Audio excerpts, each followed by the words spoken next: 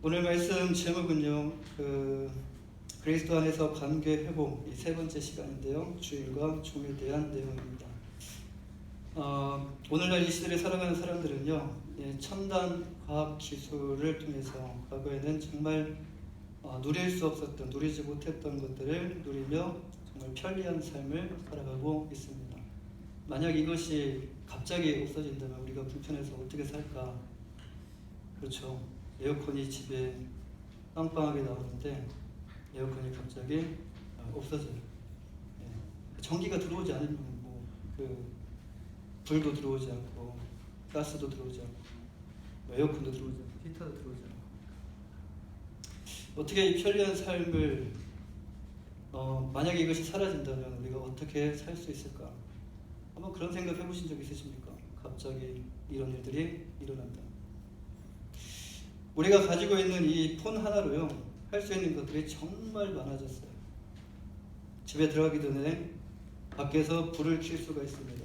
또 집에 들어가기 30분 전에 이 밥솥에 다 연결되어 있어가지고 전원 버튼을 눌러가지고 집에 들어갔을 때 그냥 막 빨리 옛날에는 그 집에 들어가자마자 어머니들이 거기 가셔가지고 밥을 빨리 누르고 쌀을 씻고 이렇게 하셨거든요. 근데 요즘은 밖에서 30분 전에 누르기만 하면은 집에 가면요, 이 밥이 되어 있어요. 그래서 집에 가면 따뜻하고요. 그리고 집에 가면 불이 켜져 있고, 집에 가면 또 밥이 되어 있어서 그 밥만 퍼가지고 먹으면 되는 그런 시대가 되었습니다. 지금 우리 집하고는 상관없다라고 생각할 수도 있어요. 그래서 별로 감흥이 없을 수도 있습니다. 근데 한국은 아파트가 그렇게 다 되어 있어요. 겨울에는 10분 전에 히터를 켜가지고 집을 따뜻하게 할 수 있고요. 여름에는 또 에어컨을 틀어가지고 시원하게 할 수도 있어요. 이 폰 안에 이런 것들을 다 할 수 있는 장치가 있습니다. 버튼 하나면 다 되는 세상이에요.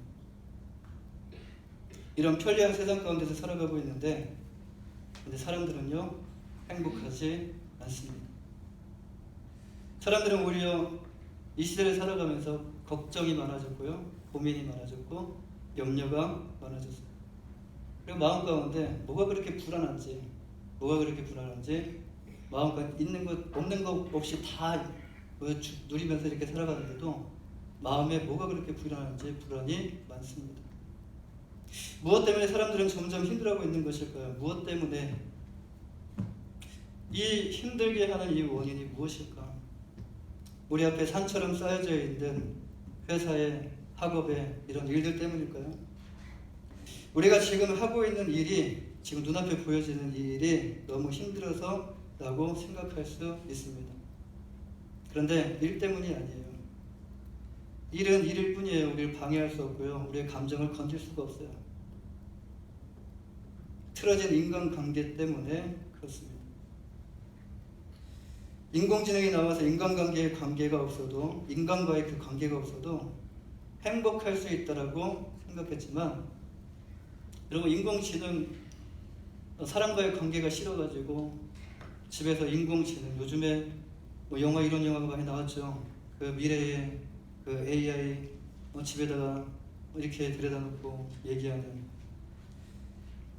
근데 인공지능은 인간을 편리한 세상으로 인도하는 인공지능일 뿐이지 인간과의 관계를 대신할 수가 없다라는 것이에요. 왜 그렇죠? 인간과의 관계는요, 그냥 관계가 아니에요. 보이지 않는 뭐와 뭐의 만남이냐면 감정과 감정의 만남이기 때문에 그래요. 인공지능과 여러분 1시간 이상 대화를 할 수도 있습니다. 1시간 이상. 과연 마음이 평안하고, 과연 마음이 불안함이 떠나가고 기쁠까요? 연인 사이에 1시간 통화하는 거, 연인 사이에 1시간 통화하는 것은 정말 이 눈 깜짝할 사이에 지나갑니다. 연인 사이에. 이 통화를 하면서 느끼는 감정, 보지 않아요. 옛날에는 우리 보지 않았어요. 요즘에는 화상통화로도 이렇게 보면서 통화하지만 옛날에는 보지 않았습니다. 공중전화 박스 가가지고 전화하고 50원, 100원짜리 넣으면서 전화하고 비 오는 날 나가가지고 전화하고 그런 시대를 살았어요. 근데 얼굴을 보지 않아도 목소리만 들어도 통화를 하면서 느끼는 감정이 완전히 다르다는 것이. 인공지능이하고 통화하면 어떻습니까? 바로 끊어버리죠. 예. 그 통화가 연결되지 않고 뭐 이게 기계로 넘어간다 그러면 어떻게 해요? 사랑하는 여러분, 오늘날 현대를 살아가는 사람들은요, 정서적 어려움과 대인관계의 갈등으로 인한 우울증, 그리고 스트레스 등 다양한 마음의 병을 안고 살아가고 있습니다. 이것을 해결하기 위해서 어떻게 하죠? 그냥 집으로 들어가요. 그리고 방으로 들어가요. 그리고 방에서 나오지 않아요. 그리고 어느 정도 내 마음이 좀 진정이 되고 안정이 됐을 때 어떻게 하죠? 다시금 방에서 나와요. 그런데 과연 해결됐을까요? 해결되지 않습니다. 가정에서는 부부간의 관계, 틀어진 부부간의 관계, 그리고 틀어진 부모와 자녀 간의 관계, 집 나가면 해결될 것처럼 보였어요. 막 싸우고 난 다음에 집 나가면 해결될 것처럼 보였어요. 자녀가 나가고 아버지가 나가고 어머니가 나가고 집은 아무도 없어요. 그 혼자 풀고 들어와가지고 혼자 풀고 들어오는 거예요. 근데 해결되지 않아요. 가정을 벗어나 해결될 줄 알았습니다. 가정을 벗어나면 해결될 줄 알았거든요. 근데 이제 학교에서 또 누구하고 불편한 관계가 있습니까? 친구하고 불편한 관계가 있든지 아니면 선생님과 불편한 관계가 있든지, 직장에 가면은 해결될 것처럼 보였지만 직장에서도 상사와의 틀어진 관계. 그래서 이것을 해결하려고 사람들은 어떻게 하죠? 그냥 밤에 술 한 잔으로 해결하려고 노력을 합니다. 근데 해결될까요? 내일 가면 똑같습니다. 내일 가면 똑같은 상사를 만나야 돼요. 사람을 만나야 돼요. 안 만날 수가 없어요. 관계의 골이 깊어져가는 이 사회를 회복할 수 있는 방법은 무엇일까요? 관계가 점점 회복되는 것이 아니라 관계의 골이 깊어져가는 이 사회 가운데서 우리는 회복할 수 있는 그 방법이 무엇일까? 성경에 보면 우리 안에 회복되어져야 하는 두 가지의 관계에 대해서 이렇게 말씀하셔요. 두 가지의 관계, 크게 두 가지의 관계, 많은 관계처럼 보이지만 지금 우리 에베소서를 함께 나누는 것처럼 세 가지의 관계로 엮여져 있습니다. 이 세 가지가 모든 관계 가운데 들어가 있어요. 근데 마태복음 22장 37절 39절 말씀에서요, 주님은요, 내 마음을 다하고 목숨을 다하고 뜻을 다하여 주 너의 하나님을 사랑하라. 이것이 크고 첫째 되는 계명이요, 둘째는 그와 같으니 내 이웃을 내 몸과 같이 사랑하라 라고 말씀하십니다. 우리는 이 안에서 관계 회복을 찾을 수가 있어요. 근데 이 안에서 우리는 관계 회복을 찾으려고 하기보다도 그냥 인간적인 생각과 인간적인 마음으로 인간적인 그 여러 가지 그 뜻으로 해결하려고 하다 보니까 해결이 되지 않는 거예요. 주님은 첫 번째로 우리에게 생명을 다하여 하나님을 사랑하라고 말씀하셔요. 생명을 다하여 하나님을 사랑하라고 말씀하셔요. 이것은 하나님과의 관계를 의미합니다. 지금 하나님과의 관계가, 여러분 지금 하나님과의 관계가 좋습니까? 유지가 되고 있습니까? 지금 하나님과의 관계가 불편하십니까? 그것부터 빨리 회복시키셔야 돼요. 그리고 두 번째로 이웃을 내 몸과 같이 사랑하라고 말씀하십니다. 누구나 다 사랑받고 싶어해요. 사랑하기보다도 사랑받고 싶어하는 마음이 누구나 다 있는 마음입니다. 근데 성경은요, 사랑받으려고 따라다니라는 말씀이 아니라 사랑을 하라라고 말씀하십니다. 사랑을 하라. 이것은 인간과의 관계를 의미합니다. 이 두 가지가 회복될 때 가정과 사회가 점진적으로 회복되기 시작합니다. 회복을 위하여 주님께서 육체의 몸을 입고 이 땅에 오셨어요. 어떤 관계를 회복하기 위함이죠? 주님께서 이 땅에 육체를 입고 오신 이유가 무엇이죠? 관계를 회복하기 위해서 오셨는데 어떤 관계를 회복하시기 위해서 오셨죠? 가장 중요한 관계, 하나님과의 관계 회복을 위하여 이 땅에 오셨어요. 우리가 할 수 없는 것, 우리가 하려고 해도 도달할 수 없는 고린도후서 5장 18절 말씀에서 모든 것이 하나님께로서 났으며 그가 그리스도로 말미암아 우리를 자기와 하나님과 화목하게 하시고 또 우리에게 화목하게 하는 직분을 주셨으니 하나님과 화목하게 하고 화목하게 하는, 서로가 화목하게 하는 직분을 우리에게 주셨다라고 말씀합니다.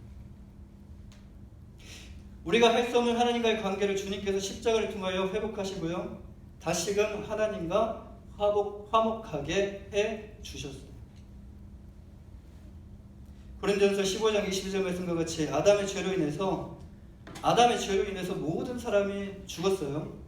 근데 죽었는데 그리스도께서 이 땅에 오셔서 십자가를 통하여 하나님과 깨졌던 관계, 두 번째 아담, 십자가를 통해서, 죽음을 통해서, 피를 흘리심을 통해서 하나님과 깨졌던 관계를 회복시키셨고, 그리스도 안에서 그리스도를 믿는 모든 사람이 다시금 예수 그리스도를 통해서 생명을 얻게 되었고 새로운 삶을 얻게 되었습니다.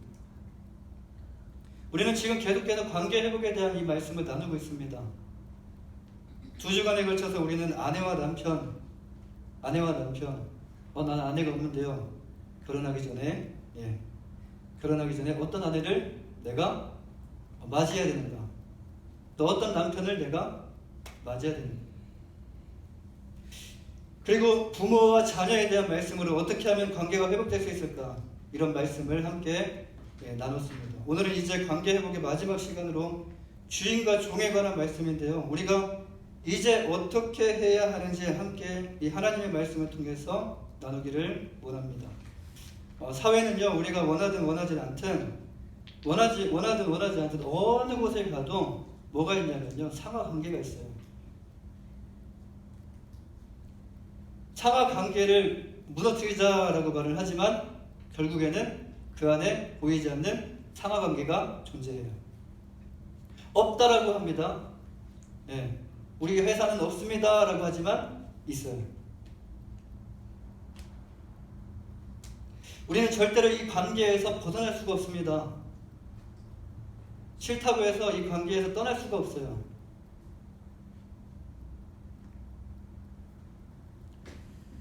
바울 사도는 에베소서 5장과 6장에서 이 세 가지의 관계에 대해서 말씀하는데, 이 관계는요, 하나님께서 질서를 위하여 만드신 관계입니다. 하나님께서 질서를 위해서 만드신 관계, 무질서에서 뭘로 만드셨다고요? 질서. 무질서했던 이 세상 가운데, 혼란 가운데 있었던 세상, 혼돈 가운데 있었던 이 세상 질서를 잡으셨어요. 하나님이 질서를 위해서 하나님께서 관계를 만드셨어요.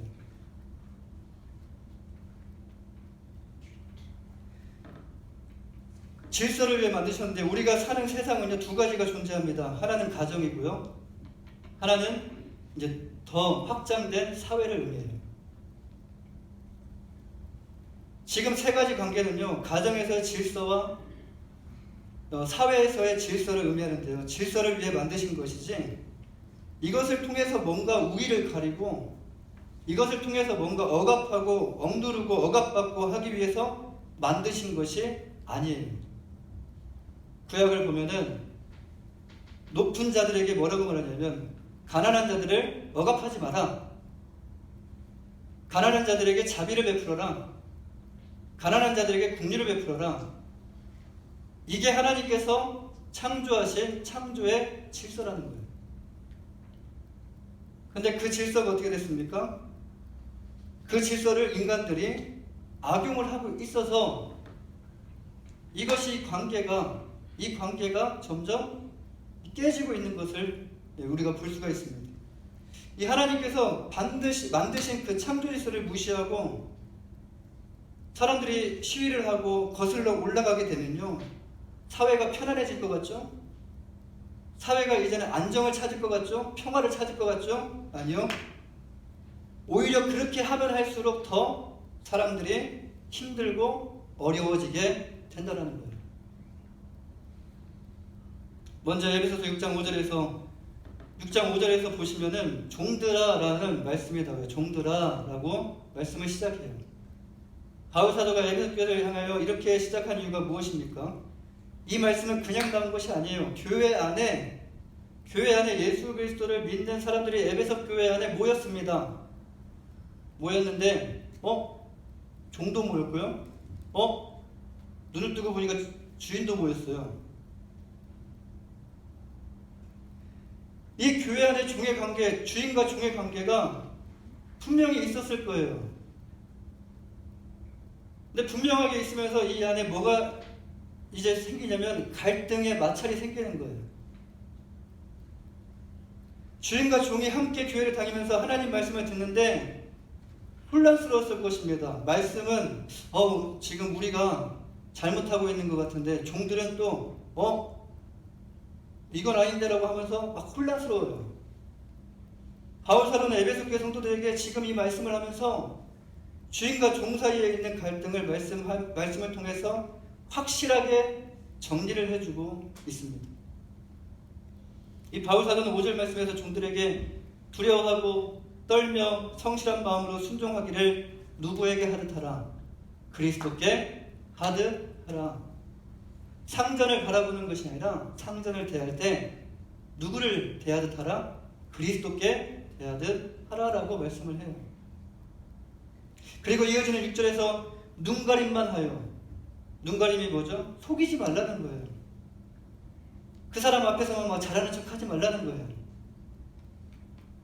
속이지 말고 그리스도의 종들처럼 마음으로 하나님의 뜻을 행하고 기쁜 마음으로 주를 섬기듯 하라라고 말씀합니다. 이 5절과 6절 말씀에 공통적으로 나오는 내용이 무엇이죠? 그리스도께 하듯 하라라는 말씀이에요. 그리스도께 하듯 하라. 우리의 주인이 누굽니까? 우리의 영원한 주인이 누구시죠? 예수 그리스도예요. 주인 대신 영원한 주인 대신 예수 그리스도께 하듯 주인을 그렇게 대하라라는 말씀입니다. 우리 그리스도인의 삶은요, 세상을 기쁘게 하기 위함이 아닙니다. 그리스도를 기쁘게 하기 위함이에요. 이것은 교회만이 아닙니다. 교회만이 아니고요, 교회에서만 그리스도를 기쁘게 하는 그런 예배가 아니라 이것이 어디에까지 흘러가야 되냐면 가정에까지, 이것이 우리가 지금 몸담고 있는 이 사회에까지, 직장에까지, 학교에까지, 어느 곳에서든지 장소에 상관없이 우리의 삶의 목표는 그리스도를 위한 삶이고 그리스도를 기쁘게 하는 삶이라는 것을 기억하셔야 돼요. 눈가림만 하는 거, 교회 와서 하나님 찬양하며 하나님 예배하며 하나님을 정말 높여드리는 것처럼 하는 그런 행동만 하지 말고 교회 안에서, 가정 안에서, 사회 안에서 그리스도께 하듯 하라는 말씀입니다. 우리가 잘 아는 요셉을 한번 보시기 바랍니다. 요셉은 어떤 삶을 살았죠? 요셉은 야곱이 사랑했던 부인, 야곱의 아내가 2명이 있었어요. 레아와 라헬입니다. 근데 라헬을 통하여 얻게 된, 정말 힘들고 어렵게 얻게 된 요셉이에요. 11번째 아들. 12명 나왔거든요. 근데 11번째 아들 얼마나 귀합니까? 자기가 사랑하는 라헬이 아들을 낳아줬어요. 얼마나 귀해요. 근데 야곱의 첫 번째 아들은 루벤인데 야곱은 요셉을 첫 번째 아들처럼 생각하며 그를 대하며 그를 사랑했어요. 어린 요셉은요, 2가지의 꿈을 꿉니다. 하나는 형들의 곡식단이 자기의 단을 둘러서서 절을 하는 꿈이에요. 이것을 그냥 마음에 간직했으면 참 좋았을 텐데 말을 해버리게 돼요. 또 하나는 하늘의 해와 달과 11별이 자기에게 절하는 꿈을 꿔요. 이것 또한 마음에 담아두면 좋았을 텐데 이것 또한 말해버려요. 그래서 형들의 시기가 더 커집니다. 결국 요셉은요, 형들에 의해서 이스마엘 상인에게 20세겔에 팔리게 돼요. 그는 하루아침에 말 한마디 때문에 그는 하루아침에 귀한 자식에서 뭐가 됩니까? 노예가 되는 신세가 됐어요. 그 당시에 노예는요, 사람으로 생각하지 않았기 때문에 그의 생명은 보장이 되지 않아요. 죽이지 않았어도 죽인 거예요. 그냥 칼만 안 됐을 뿐이지 노예를 팔았다는 것은 죽인 겁니다. 이후에 만날 보장이 안 돼 있어요.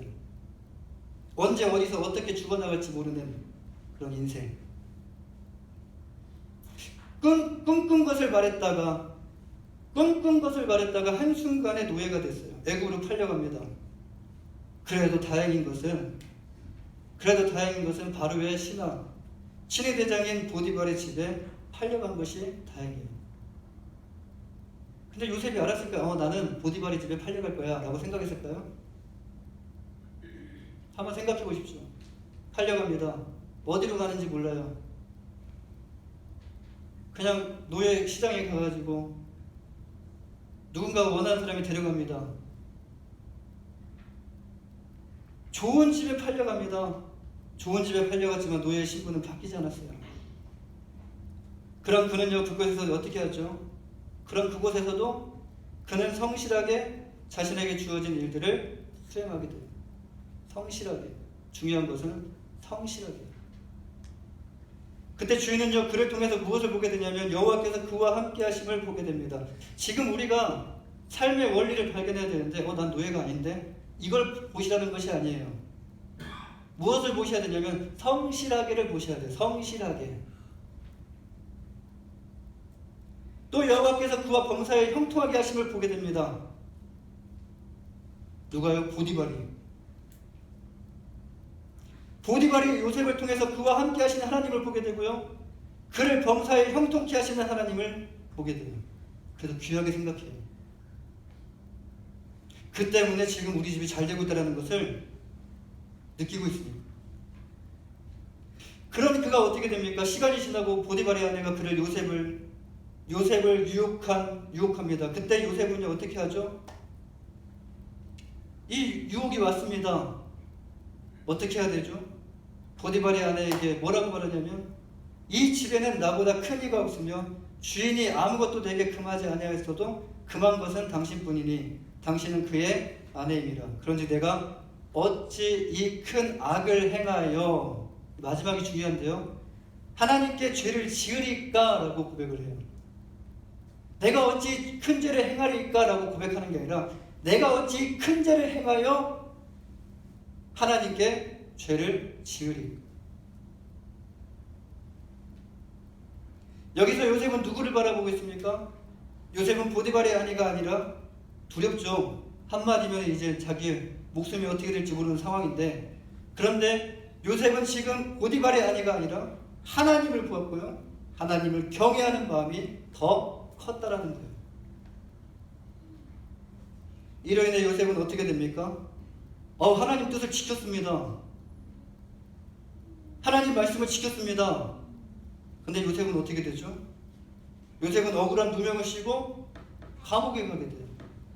하나님 뜻을 지켰는데 우리의 삶 가운데서도 이제 열심히 하나님 뜻을 지키면서 살아가야지 라고 생각했는데 좋게 풀리면 참 좋을 텐데 또 상황이 더 안 좋게 풀릴 수도 있다라는 거예요. 지금 요셉의 상황이 이렇습니다. 요셉은 억울한 누명을 씌고 감옥에 가게 돼요. 하루아침에요, 이젠 노예에서 이제는 죽을 죄인이 돼요. 그 안에서 그는 어떻게 했습니까? 그 안에서도 하나님께 하듯이 그는 성실하게 자신에게 주어진 일들을 수행하게 된다는 거예요. 여기서도 우리가 무엇을 봐야 됩니까? 성실하게를 보셔야 되는 거예요. 성실하게. 그는 종의 신분에서도 이제 죄수의 신분에서도 하나님을 섬기듯 성실하게 주어진 일들을 잘 수행했어요. 결국 그를 하나님께서 어떻게 하셨죠? 애굽의 2인자인 총리로 하나님께서 그를 세우셨어요. 또 이 말씀을 다 이렇게 보면서 마지막에 이것을 보는 사람이 있어요. 이렇게 하면 하나님께서 나를 이렇게 세우실 거야.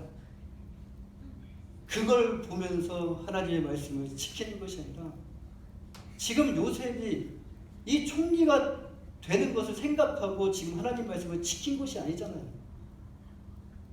요셉이 어떤 마음으로 하나님의 말씀을 지켰는지 그것을 우리가 봐야 된다는 것입니다. 오늘 보면 5절 말씀을 다시 보면요, 두려워하고 떨며 성실한 마음으로 순종하기를 그리스도께 하듯 하라라고 말씀하는데, 여기서 주인을 의미하는 것이 아닙니다. 지금 눈앞에 보이는 주인보다 더 크신 우리의 영원한 주인 되시는 주님을 두려워하며 떨며 성실한 마음으로 요셉과 같이 그리스도께 하듯 순종하라라는 말씀이에요. 할렐루야. 지금 여러분의 상황이 억울한 상황에 처할 수도 있어요. 지난주에 정말 이 말씀이 머릿속에 마음속에 와닿지 않은 그런 상황에 처할 수도 있어요. 억울한 상황에 처할 수도 있어요. 그러나 요셉을 보십시오. 요셉을 보면서, 하나님의 말씀을 보면서 여러분 위로를 받으십시오. 그리고 하나님은 나를 끝까지 책임져 주시고 나와 함께 하시는 크고 놀라운 하나님이시라는 것을 성경을 통해서 발견하시기를 간절히 바랍니다. 요셉과 같이 형들에게 배신당하여 팔려가고 노예를 팔려가고 억울한 누명을 쓰고 감옥에 간 상황은 아니지 않습니까? 이와 같이 하나님은요, 우리를 높은 곳에 세우실 수도 있고 가장 낮은 곳에 처하게 하실 수도 있다라는 것. 주님께 하듯 순종하고 섬기면요, 하나님께서 요셉의 모든 것을 보신 것과 같이 지금 우리의 모든 상황을 하나님은 예배뿐만이 아니라 가정에서도, 그리고 직장에서도, 학업에서도 하나님은 눈동자같이 지금 우리의 모든 상황을 다 보신 것과 같이 여러분 또한 지금 하나님께서 다 보고 계시는 것을 기억하시고 하나님의 말씀에 순종하는, 내가 주인에게 순종하는 것이 아니라 하나님 말씀에 순종하는 그런 복된 하나님의 자녀가 되시기를 주님의 이름으로 간절히 축원합니다. 이제 9절 말씀에 보면요, 상전들아라고 말씀합니다. 상전들아. 바울 사도는 말씀을 이어나가는데요, 지금 우리가 직장에 서 있는 자리는 하나가 아니라 두 가지의 역할을 하게 됩니다. 지금 우리가 직장에 서 있으면 하나의 역할이 아니에요. 두 가지의 역할이에요. 하나는요, 뭔가를 지시를 하는 역할이에요. 근데 또 하나는요, 뭔가를 지시를 받는 역할이에요. 상전들에게 뭐라고 말씀합니까? 위협을 그치라라고 말씀해요. 너희의 상전이 하늘에 계심을 기억하라고 하면서 그분은 사람을 맹으로 취하는 일이 없는 줄 너희가 알미라라고 말씀해요. 높은 자리에 올라갈 때 여러분 처음에는요, 겸손해요. 처음에는 겸손합니다. 아유, 제가 무슨 하면서 겸손합니다. 높은 자리에 올라갔을 때. 그런데 시간이 지나면서 사람들은요, 더 이상 자기 위에 아무도 없다라고 생각을 하며 점점 교만해지게 되는 거예요. 높은 자리에 앉을수록 더 엎드리라고 말하며 높은 자리에 앉을수록 더 고개를 숙이고 겸손하라고 말합니다. 그 자리에 항상 있는 것이 아니기 때문이에요. 다니엘 4장에 보면요, 바벨론의 느부갓네살 왕이 나와요. 그는 어느 날 꿈을 꾸게 됩니다. 정말 희한하고 기분 나쁜 꿈을 꾸게 돼요. 꿈에서 나무가 나오는데 그 나무가 자라느냐 얼마만큼 자라면 견고하게 자라고, 이 나무가 땅끝에서 보이는, 저기 땅끝에서 보일 만큼 이 나무가 높이, 하늘 높이 닿는 나무를 꿈에 꾸게 돼요. 그 나무는 열매를 맺고요, 그리고 그 나무에 새들도 깃들고, 그리고 들짐승이 그 아래서 살게 돼요. 그런데 어느 날 그 나무가 잘라지게 됩니다. 한 번에 그루터기만 남겨두고 한 번에 잘라지게 돼요. 그리고 짐승의 마음을 받아서 7회를 보낸다는 내용인데, 자신의 이 꿈을요, 누구에게 풀어달라고 하냐면 다니엘에게 풀어달라고 그래요. 내가 지금 이런 꿈을 꿨다. 이 꿈이 무엇인지 좀 해석 좀 해주라. 다니엘이 왕의 꿈을 해석해 주는데, 왕의 나라는 견고해지는데 왕은 들짐승과 같이 쫓겨날 것이며, 어느 순간에 근데 들의 소처럼 왕이 지금 현재 왕권을 쥐고 있거든요. 근데 어느 순간에 쫓겨나가지고 들의 소처럼 풀을 먹고 하늘의 이슬을 먹으며 7회를 지낼 것입니다. 하나님이 다스리는 줄 왕이 깨달은 후에야 왕의 나라가 견고하리라 라고 말하면서 다니엘은요, 지금 왕이시여 무엇을 행해야 될 때냐, 공의를 행하시고 죄를 사하시고, 지금 이 자리에 있을 때 공의를 행하시고 죄를 사하시고 가난한 자를 긍휼히 여김으로 죄악을 사하여 주소서라고 말합니다. 가난한 자가, 맨 아래에 있는 자가 이렇게 하는 것과 높이 있는 자가 이렇게 하는 것은 달라요. 그러니까 지금 어느 때에 지금 이것을 행하라고 하냐면, 왕이 지금 유지되어 있을 때,